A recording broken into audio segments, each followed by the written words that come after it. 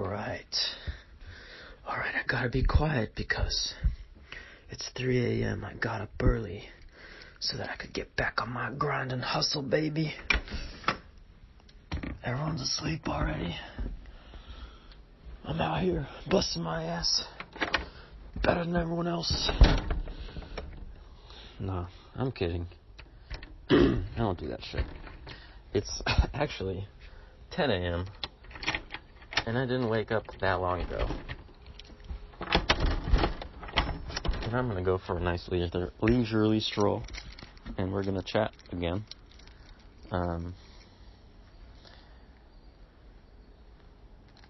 And I guess I'm just gonna keep going with this recording and leave that fucking weird intro in there.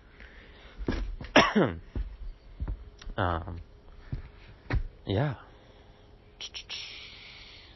I was listening to a favorite album of mine yesterday, which is called LP by JPEG Mafia, and in it there's a song where he samples some like WWE wrestler shit-talking some other wrestler on the stage, and I think that was on my mind just there. So, whatever, I'm gonna leave it in.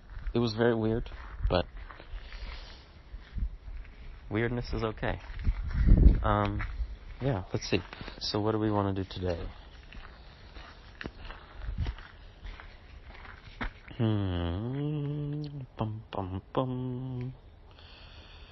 Let's see.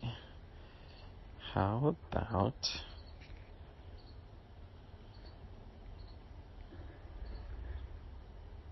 I'm curious about this. How to not be grumpy at people online.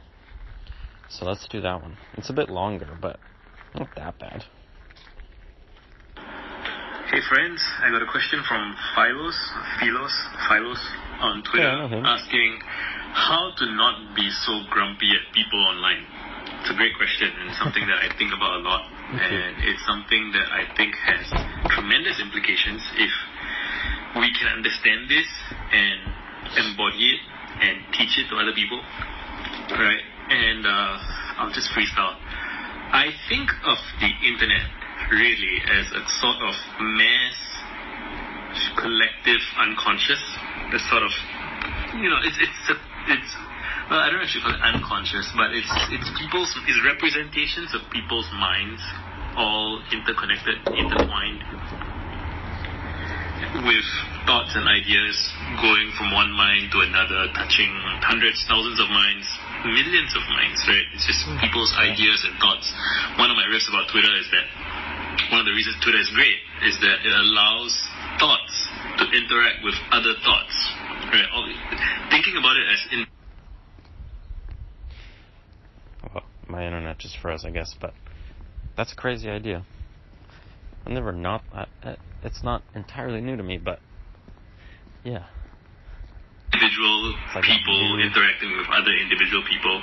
You can do that, but it's not actually the most exciting or evocative frame.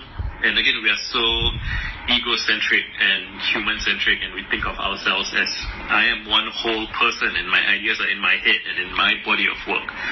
But like, if you loosen your grip on yourself as a frame of reference, and you think about what is Twitter? It's a place where thoughts interact with each other, right? Regardless of who they're from. And you can express a thought, and someone else can copy that thought, remix that thought, internalize that thought. Also why it's so easy to lose yourself online, so to speak. I meant that in a clever way, but I'm also serious. Like, you can really get lost. Have that thought influence their own thoughts and pass it on, right? Which is beautiful. It's it is the story of the light of human consciousness.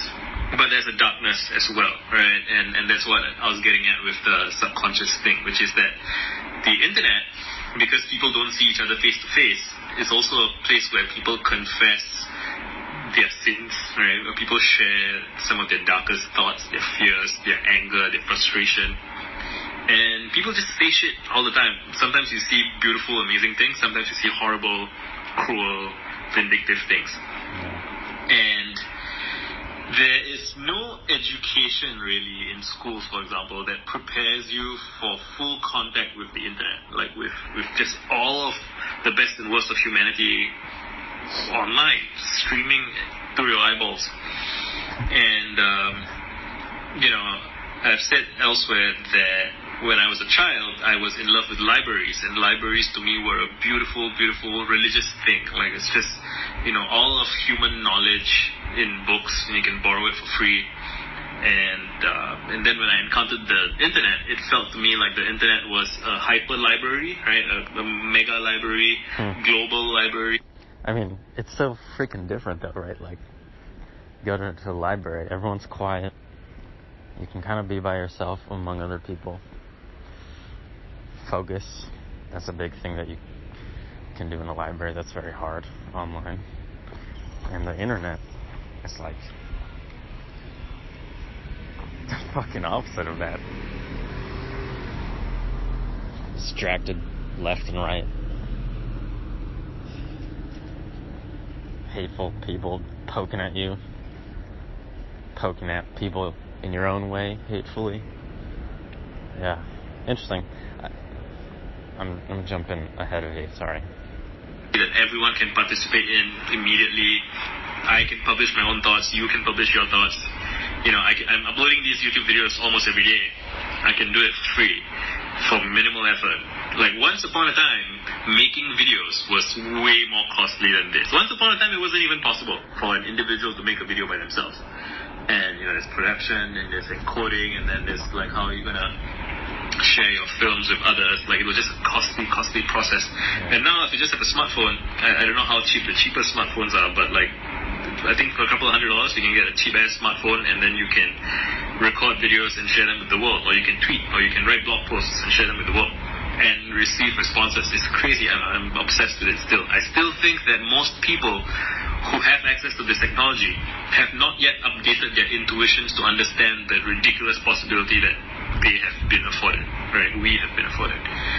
But okay, the question was, how do I not be grumpy at people online, right? Because, you go online and everywhere you see there are people being wrong, people being obtuse, people saying wrong things, people being dishonest, people being uncharitable, people being cruel and vindictive. And it's very normal and natural to see all of that and feel frustration. Like, why are these people not using this opportunity well? Like, why are people being sloppy, being, mean, tedious? Not just the internet, though.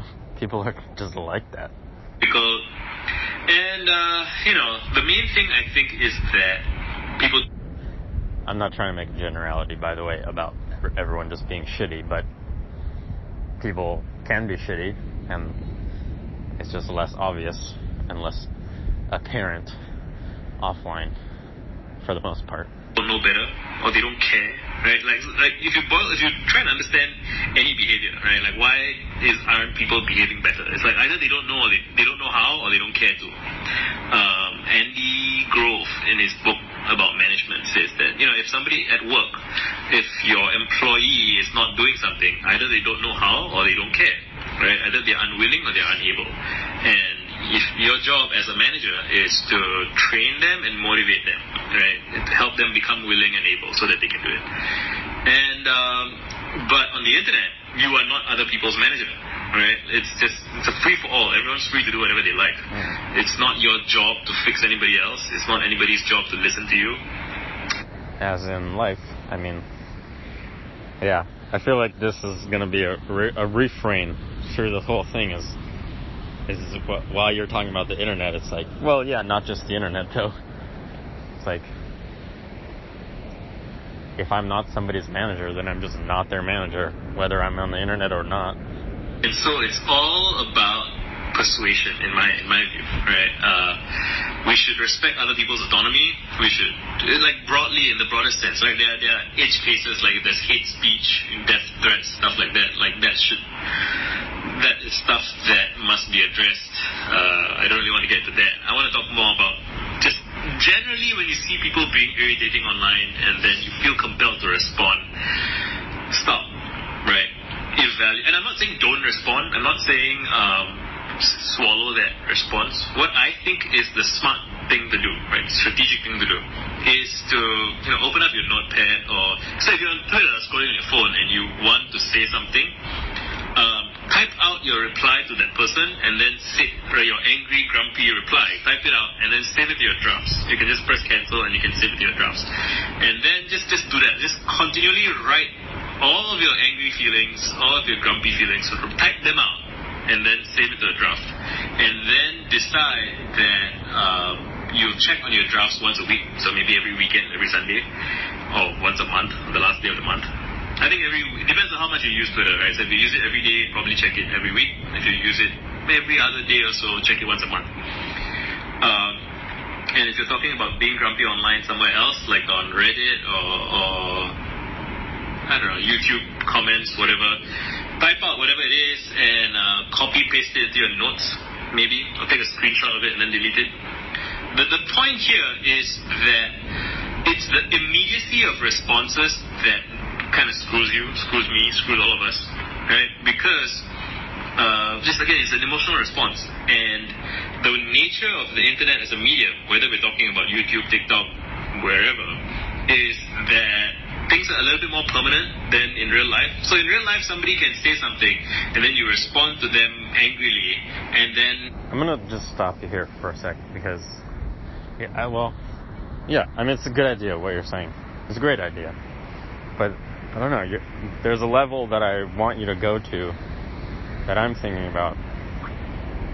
Maybe you will go there, but this just assumes that like you can't change how you respond, like what your reaction is.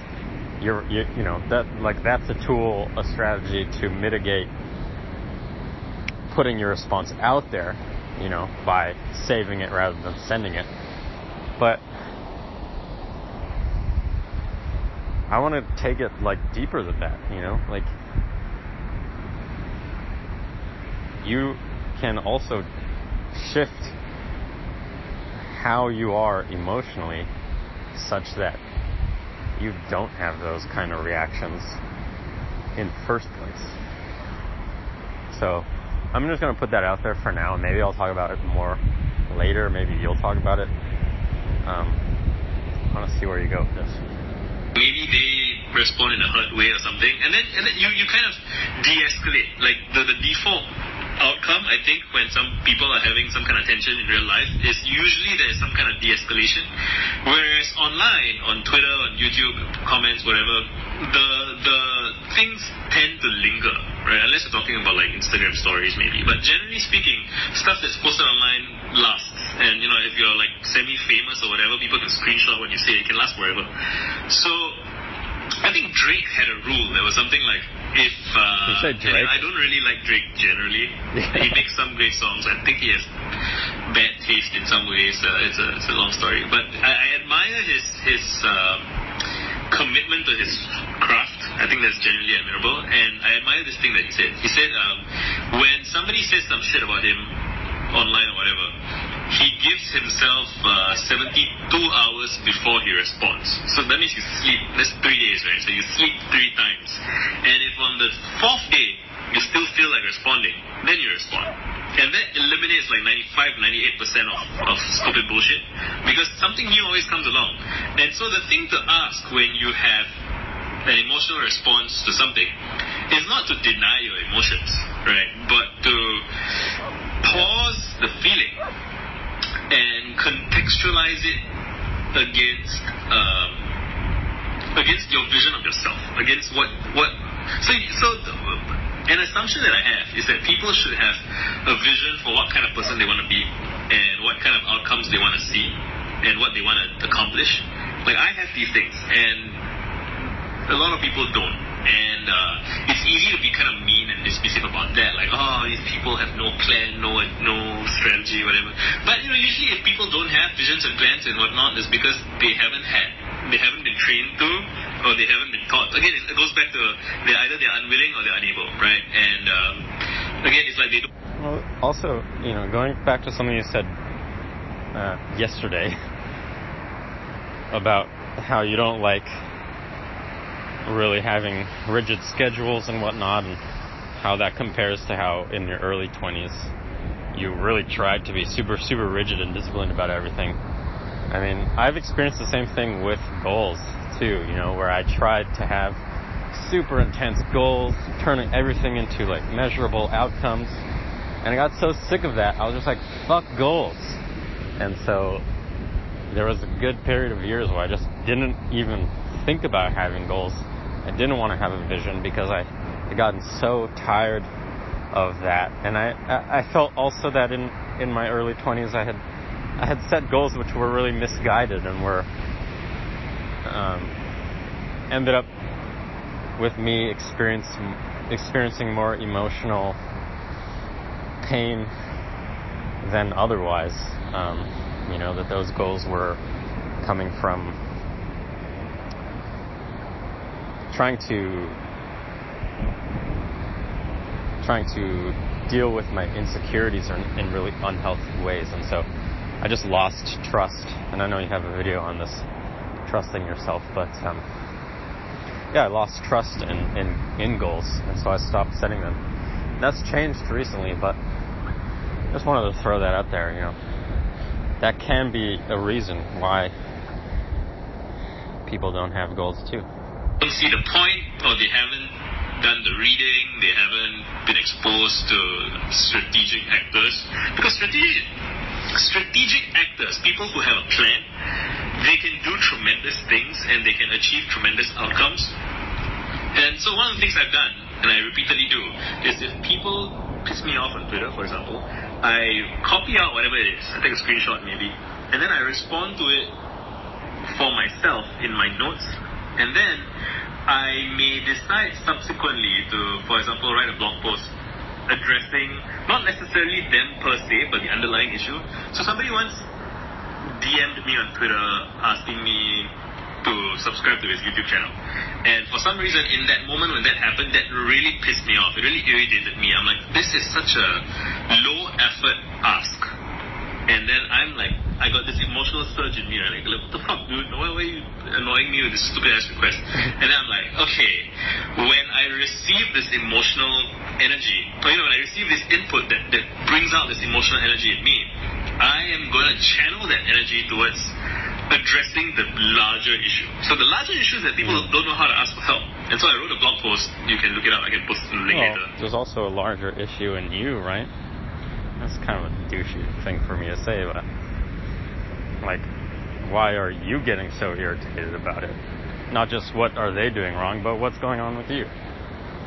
Visakan.com/blog/help, which is a guide on how to ask for help. So now this guy has unwittingly done me a service, and I think I shared the link with him. I mean, yeah, again, like, that stuff that you've written about how to interact on Twitter and how to ask for things, it's like fucking amazing. So keep that in mind. I'm not criticizing you, but like, that response to be like, oh, this person did something that annoys me, let me write a fucking guide for other people on how should they behave so that it doesn't annoy me. Like, do you see what I'm getting at? Like, oh, maybe why did I get so annoyed? Instead of just externalizing it. Has done me a service, which is he has helped me help other people who ask for help, right? And I have used that blog post over and over again. Another thing that once happened is I had a Facebook argument with somebody about racism in Singapore, and they did not believe that racism this was years ago. They did not believe that racism was an issue, and I'm like, okay, I'm not going to persuade this guy, and I'm angry right now, right? I just have strong feelings, and so I decided to persuade the next guy, right? So I decided that I am going to assemble a resource, and I do. So there's visakanv.com/sg, which is my Singapore blog, /sg/examples-of-racism, right? Because it's a Singapore blog, and that post has been shared widely, and lots of people have been persuaded by my blog post that racism in Singapore is an issue. It is a thing that is real, that people experience. And sometimes people just need to see all the news. Like, they may have encountered individual news stories over the years, but each time they see a news story, it's not relevant to them, so they just ignore it. And then, you see the next one, and to you it's just random events. Whereas to people who are on the receiving end of the racism, it's a series of events, it's a pattern, right? It's a recurring thing. And helping people see patterns it's a tremendous way to change people's minds, right? If they did not see the pattern before, once you lay it all out for them, some of them will see it. Again, I can't guarantee that everyone who sees it is going to understand, but now I have this tool, this blog post, which lets me persuade people. So that guy did me a favor again. So it's like the trick to... Yeah, so, I mean, with what I said before, I don't take it back, because you haven't really said anything to that point, but yeah, obviously very valuable things can come from doing what you do in response. Oh shit. So don't stop. Certainly, it's great, and I've read those resources of yours and saved them and bookmarked them and try to follow them. So please keep going. I just wanted to add that nuance. Not being grumpy at people is to try and investigate the emotional feeling, right? Like, why am I angry? Why am I upset? What is this person not seeing? What is this person not addressing? Right? And then become an educator. And again, becoming an educator is not. I have another video called "It's Not My Job to Educate You," and I'll link that. Right? And it's the same thing. It's like, you might not, it is not your job to educate anyone, but if the problem is frustrating you, you can make a dent in the problem, at least partially, by helping to educate people who don't know better. Yeah, I think you can draw a really good analogy here to just like one-on-one relationships, right? Like if you are, you're married, but yeah, whatever. If you're in a significant relationship, or even just a friendship, like if the other person does something that really bothers you, it's not one or the other. It's not, you just work on what is going on internally and why that made you upset or whatever, right? And not try to shift their behavior at all. It's also not like ignoring why you got triggered by what happened and just telling them what to do differently. It can be both, right? You can work on what's going on inside and then also be like, hey, when you're like this, what happens for me is this, and in the future I would prefer it if you behaved around me in this other way, and that's up to them to follow it, but just to say, like, yeah, you can do both, which you're also saying, so I'm not trying to contradict or anything.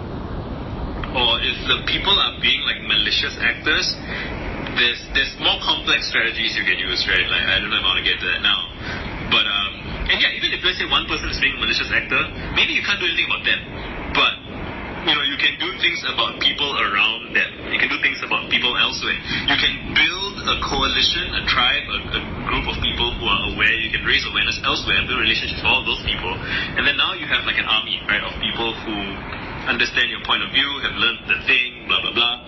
And some people will say, there's so much effort. Why should I put in so much effort because someone bothered me? And it's like, so this is the interesting part. You get to decide when there's something that's annoying you, you have to ask yourself, do I care? Do I care about this problem? Do I want to see this problem addressed? Am I willing to put in the effort to help address the problem? If you're not willing to put in the effort to help address the problem, then that is a truth that you should face yourself. You should face that truth honestly and be like, I am not going to put in the effort to help solve this problem or help contribute towards solving this problem. If I am not willing to put in that effort, then I do not have to care about this right now. Like, this person that's annoying me, I can just disregard them. I would also add that you're going to put an effort regardless. You could put an effort towards working on educating, like you're saying. You could put in the effort to look internally, as I'm suggesting. But no matter what, if you got triggered by some shit, there's effort going on, and however you know how to handle that, like let's say you got angry, you're going to be putting in effort to deal with that anger one way or another. And probably, if whatever theoretical person we're talking about, if you've gotten angry and you don't really know how to handle your emotions and process them and communicate well from them, you're going to put in effort and it's going to be really unproductive. So no matter what, there's going to be energy expended because of that experience, and it's just a question of like, where do you want that energy to lead you? Because they are not in any way close to my list of priorities, right? And I have a list of priorities. Everyone should have a list of priorities that, again, I'm not saying you should live your life dictated by your priorities. So look at my videos for plans are worthless, but planning is priceless. Yeah, so having priorities is useful. It helps you navigate. It helps you, so every day on the internet, I think I'll make a separate video about this. Every day on the internet, I see people who are wasting, in my opinion, I think it's a waste, wasting their time and energy arguing against things that they don't like. You should instead, in my opinion, spend your time and energy focusing on what you want to see. Talk about what you want to see. And encourage the things that you want to see, right? Talk about what you're for. Talk about what you want to uplift. Talk about what you want to build. And the beautiful thing when you do that is that other people who also feel that way will join you and they will see you. And this can take a while, right? It can take years sometimes. But like, if you really care, you do it. So, I dare say a lot of the reason why people feel grumpy about something is because they have a lack of clarity about what they personally care about. You don't know what your priorities are. If you have a very, very clear sense of what your priorities are, you don't have time to deal with issues that are not affecting your priorities, right? You'll be like, that's going on over there, but I got more important things to worry about. And sometimes other things that seem unrelated may eventually come around and affect the thing that you care about. Just before you end, I think that's also just a very overly rational view of how our emotions work. I don't want to project that onto you because I know that you are deeply emotionally aware. So just the way that you put it just there is like making this sort of calculation of that, like, oh, this is worth my time to worry about or not. Like, for some people, depending on how emotionally developed you are, you can handle things like that. But for the most part, if something annoys you, it's just going to annoy you. And it's not a matter of like, oh, it's worth my time to let it annoy me or not. It's just like, fuck this thing. I'm angry now. So yeah, I mean, I agree with you. Like, if you do have priorities and you do have things that you are focused on, it's going to be easier to move on from the things that just are irrelevant. But it's not going to stop you from getting annoyed by things. But you should be honest with yourself about that. And this is going on for quite long, so I think we're going to end this here. But just to kind of recap, how do you not be grumpy at people online? It also helps, I think, just to game out the situation and ask yourself, what would happen if I respond? What happens after I'm grumpy and then they get grumpy back and then we have a back and forth argument, and then at the end of the day, you review your day at the end of each day and you'll be like, so how did I spend my day today? Oh, I got grumpy at some guy on the internet. Okay, cool.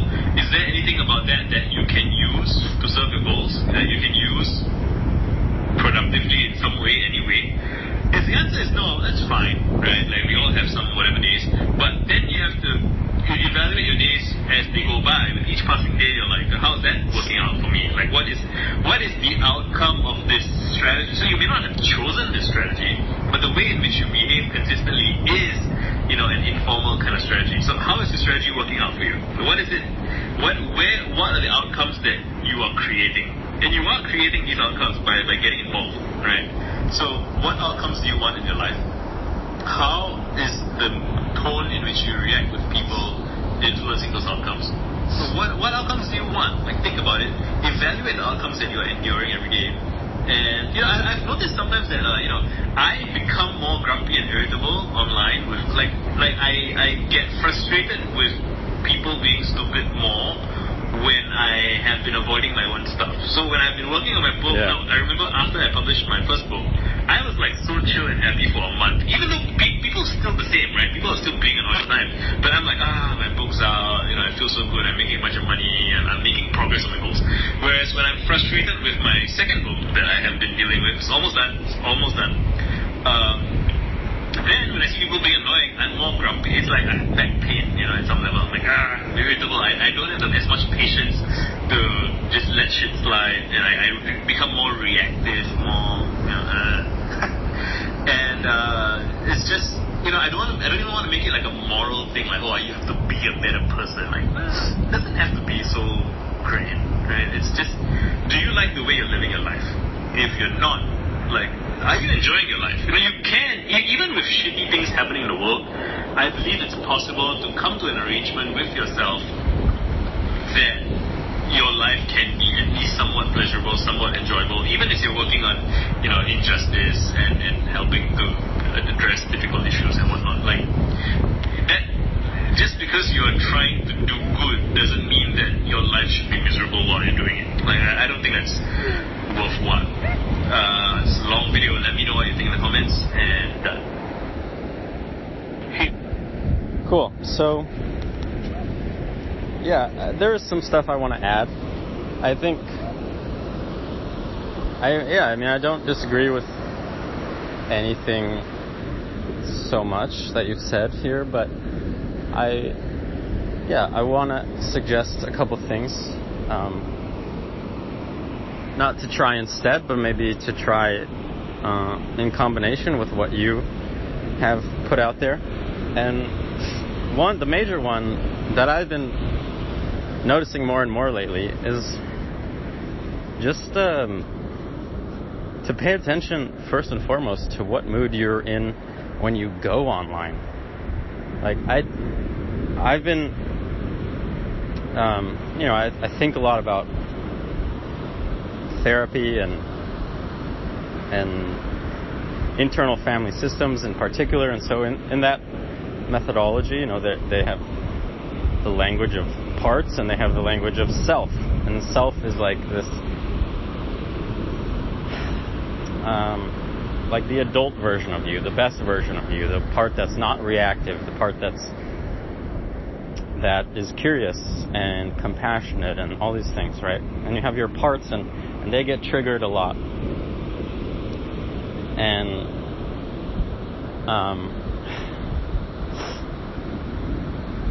I've just been noticing lately, or paying more attention lately to, if I go on Twitter and I'm like, okay, I want to go scroll through one of my timelines, or I want to respond to notifications, like, what mood am I in? Because if I'm grumpy to begin with, or if I'm feeling like warm and compassionate and kind, or if I'm just tired or whatever, or if I'm feeling sad, like, that is going to radically change how I engage with people. And that's not just true for Twitter, right? That's just true for how you engage with people in general. How you feel shapes how you interact. So I would start there, honestly, which is just, if you're feeling grumpy to begin with, don't try to engage on Twitter. Don't go online, because you're just going to end up being made more grumpy, and you're going to run into occasions where you're going to be grumpy towards people, and then you're going to have to, mitigate with strategies that you're suggesting. So, which work, but I think you can stop that in its tracks just by being like, oh, I feel crappy. I feel kind of annoyed by everything right now, so I'm going to just maybe take a walk. Like, So, and I also noticed this a lot, like, in the last year. And I was really particularly unhappy in my job.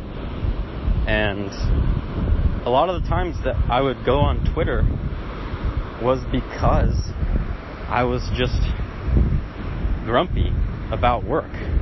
And going on Twitter was just a distraction from that. So all of the time that I was on Twitter and all of the engagements I was having on Twitter were coming from this place of just being grumpy to begin with. And so everything triggered me way more. And lately I've been getting much better handle on taking care of myself and managing my emotions and having a better relationship to work so that it's not so frustrating to me now. And the way I engage on Twitter feels very, very different. So yeah, that's what I would suggest. And I guess a caveat is that if you, because I know I've been here and I know other people are in this place where they don't really can't really recognize how they feel, then yeah, that's obviously a challenge, and what you're suggesting is probably more helpful, because in the moment, once you become reactive about a specific thing, it's easier to tell that you are emotional about it. But if it's just subtle, and if it's a very, like, a way that you commonly feel, you probably just think that you feel normal. So if that's how you are, if you're not that emotionally aware, like, that's something to work on in other ways. But if you are, just don't go on Twitter when you're annoyed. Don't go on Twitter when you're sad. You know? Soothe yourself in other ways. Don't use other people.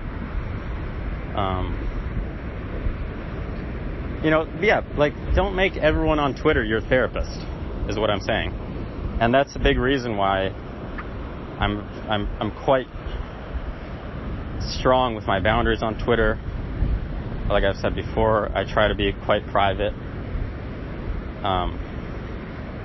And more I'm trying to only use Twitter when I'm in a good place, because I think it's unfair to just use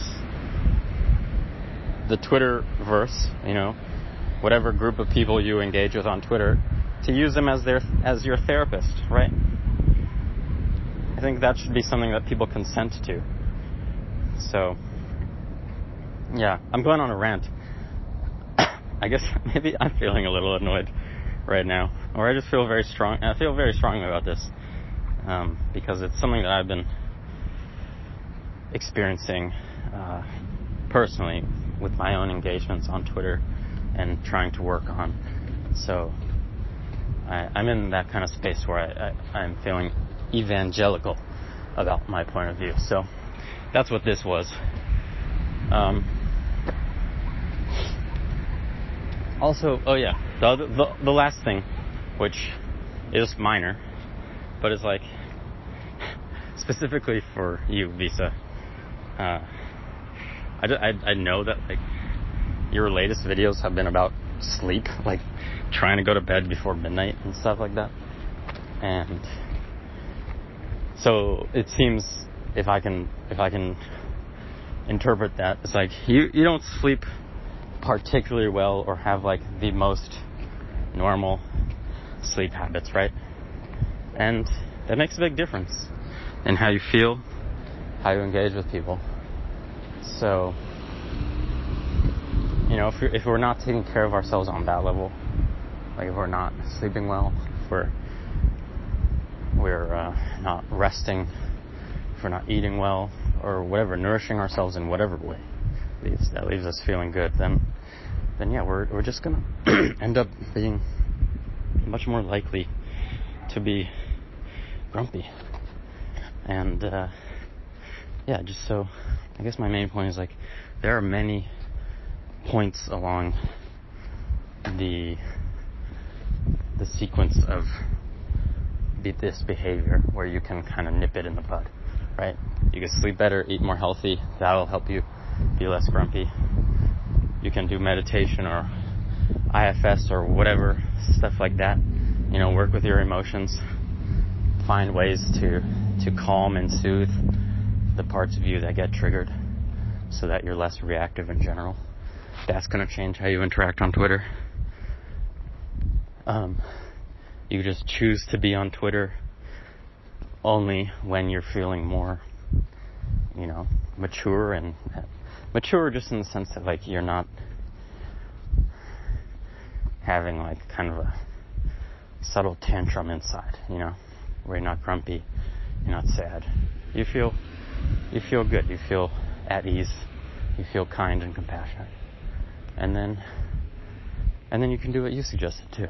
Like, if you're on there and something happens and you get triggered, then yeah, you can hit pause and don't respond and just sit on your response for a little while. All of those will work. And which one makes sense for you really just depends on you. Ultimately, you're the expert of yourself. So that's that. I'm going to call this one done. I think it's the longest one so far. Jeez.